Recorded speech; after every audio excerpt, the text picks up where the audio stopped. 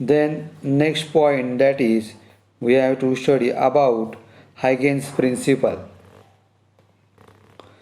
Huygens had assumed light to be a wave, similar to the mechanical wave like the water wave and sound wave, propagating in ether, so in ether gas.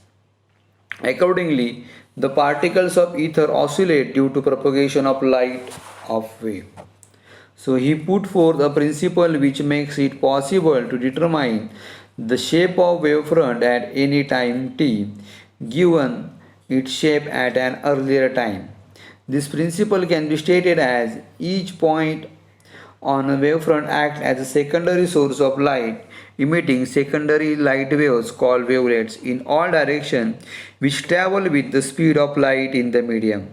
The new wavefront can be obtained by taking the envelope of the secondary wavelets traveling in forward direction and is thus the envelope of the secondary wavelets in forward direction. The wavelets traveling in backward direction are ineffective, which is not possible.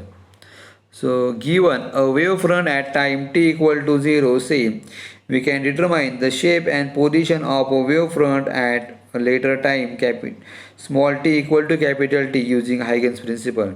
Let the first consider a plane wavefront AB corresponding to parallel rays at time t equal to 0 cross section, which is shown in figure 7.2a. So you can see here this figure.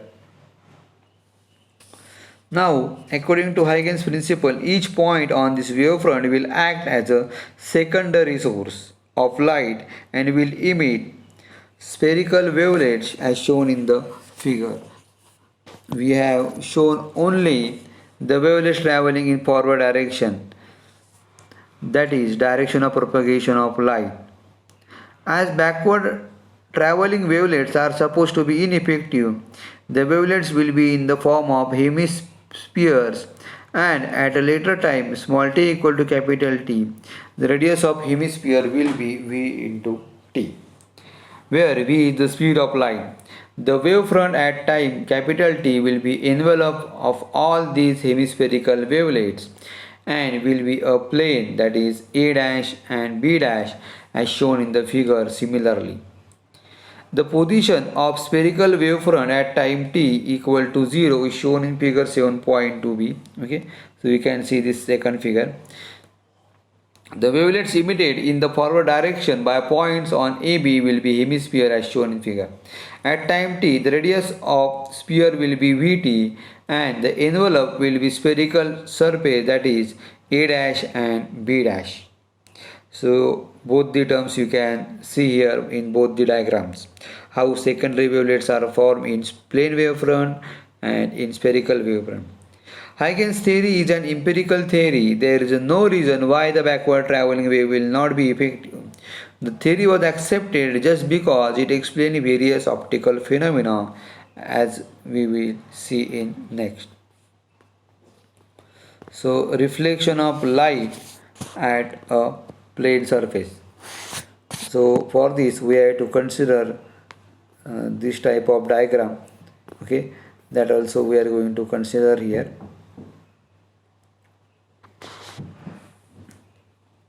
Let us consider a plane wavefront AB.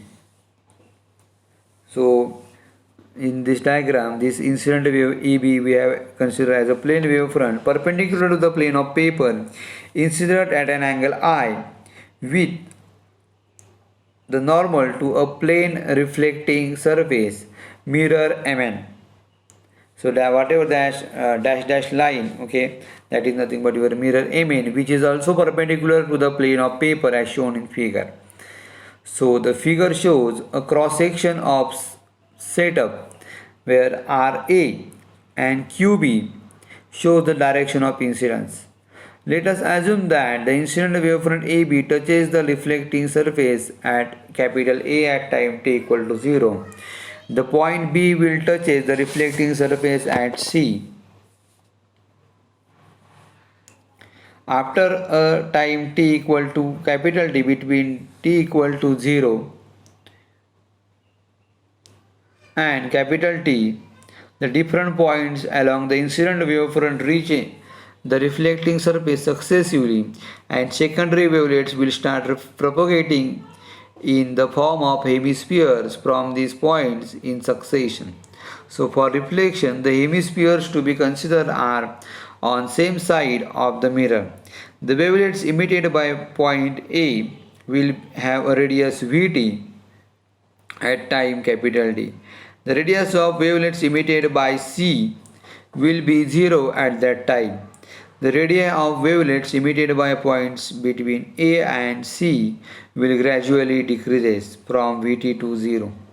The envelope of these wavelets form the reflected wavefront. This is shown by EC, which is the common tangent to the reflected wavelet originating from A and the other secondary wavelets emitted by points between A and C. So obviously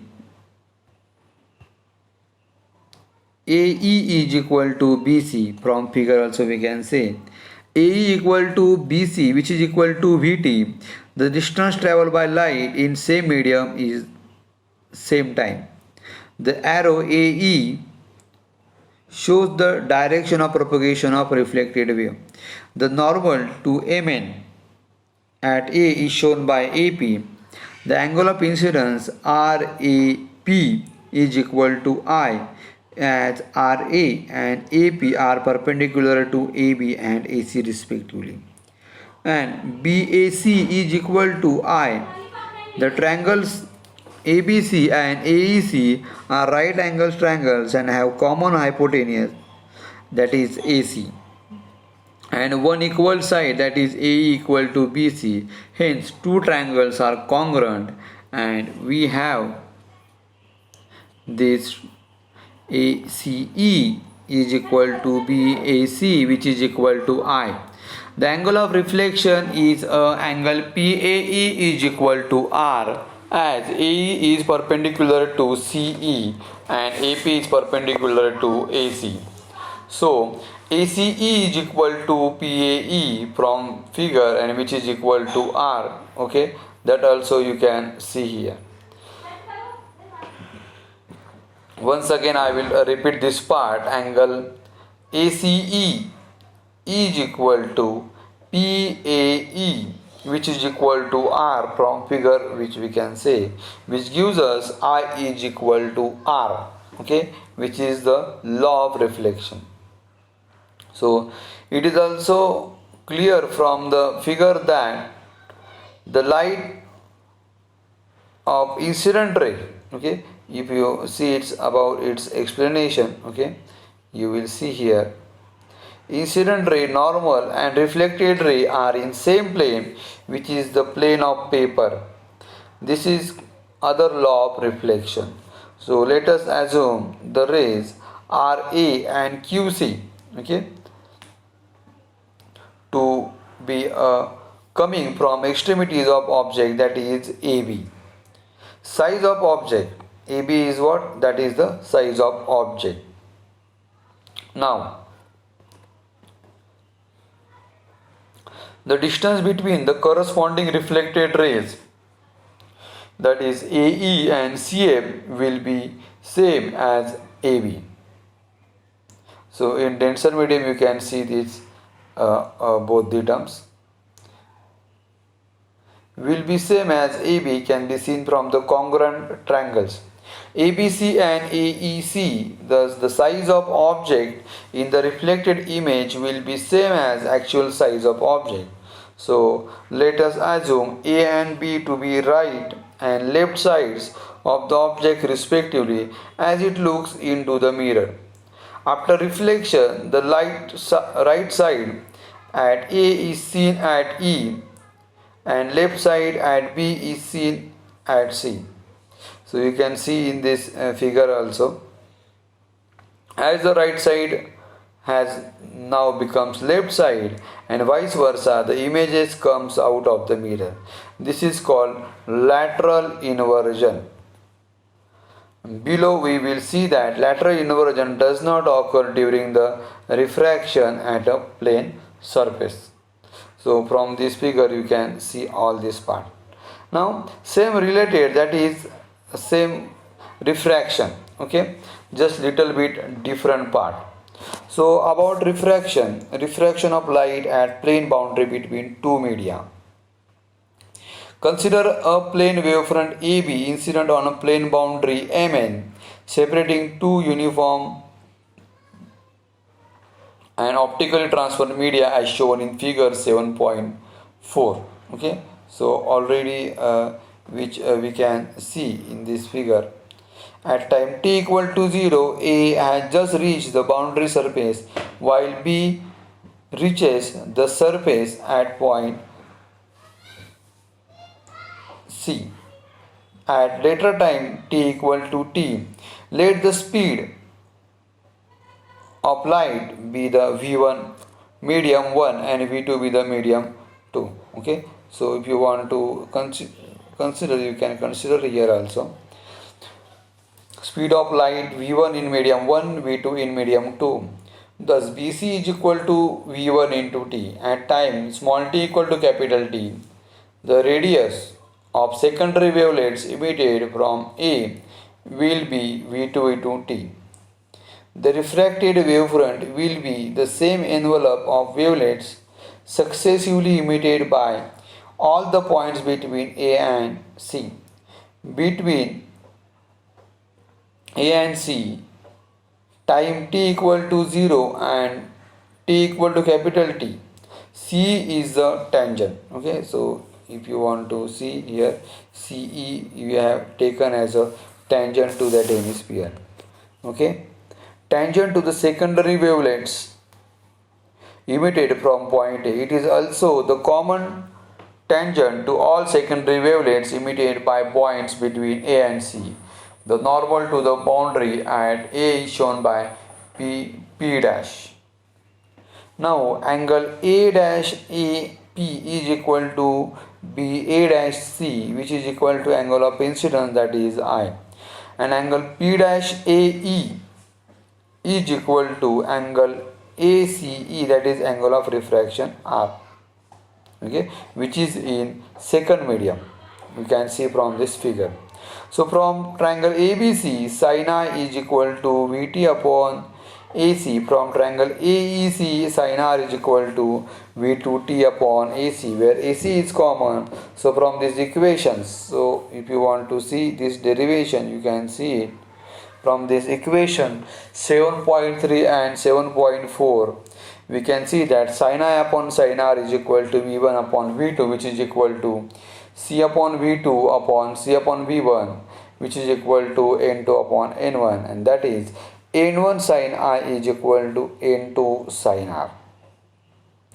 Here N1 and N2 be the refractive indices of medium 1 and 2 respectively from equation 7.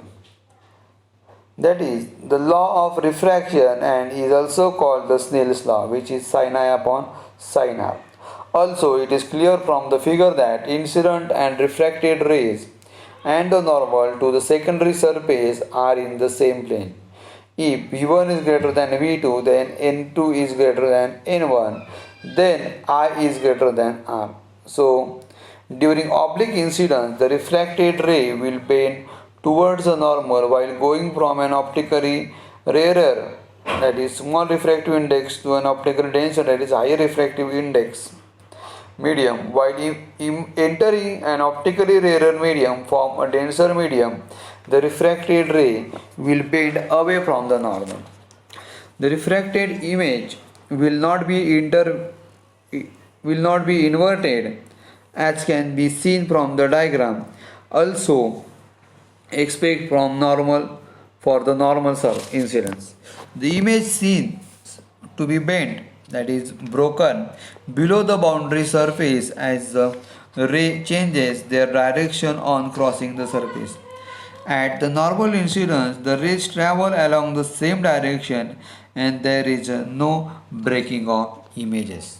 Okay, so in this way we can see the refraction. Now same on the basis of, we can see dependence of wavelength of refractive index of medium. Now consider a monochromatic light incident normally, okay, to the boundary between rarer medium and denser medium as shown in figure 7.58. So if you want to see, you can see here this figure. The boundary between the two surfaces is shown by PQ. The three successive wavefronts AB, then CD and EF are separated by distance lambda 1, lambda 2 and lambda 3. Okay, you can consider that successive distance, which is the wavelength of light of the first medium. After refraction, the three wavefronts are indicated by A dash, B dash, C dash, D dash and E dash, F dash. Assuming the second medium to be denser, the speed of light will be smaller in that medium and hence the wavefronts will move slower and will be able to cover less distance than that covered in same time in the first medium. They will therefore more closely spaced than in first medium. The distance between the two wavefronts is lambda 2 is equal to the wavelength of light in second medium. The lambda 2 will be smaller than the wavelength of first medium, that is lambda 1, so we can easily find the relation between lambda 1 and lambda 2. So if you want to see, you can see here also. Okay, now CD, which is we can start from base side also. Let us wavefront AB reaches the boundary surface PQ at time t equal to 0. The next wavefront CD, which is at distance lambda 1 from AB, reach PQ at time t equal to capital T.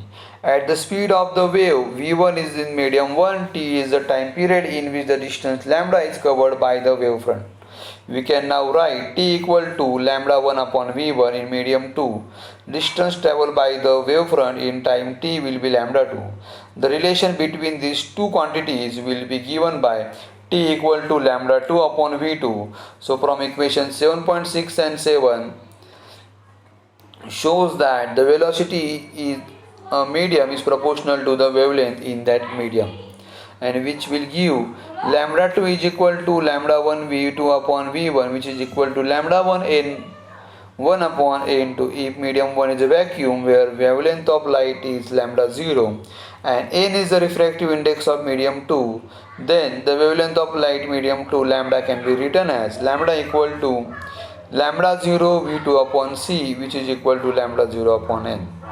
The ratio of frequencies of nu1 and nu2 of waves in two media can be written by using equation 7.8 as V1 upon V2 is equal to V1 upon lambda 1 divided by V2 upon lambda 2, which is equal to 1. And this demonstrates that the frequency of a wave remains unchanged while going from one medium to another medium. Similar analysis goes through if wave is incident at an angle as shown in figure 7.5b. So if you want to see, you can see in this figure also. You can notice this. If wave is going from one medium to another medium, frequency remains unchanged. Okay, path of light will be changed, direction will be changed, but frequency will be always same. Fine. Thank you.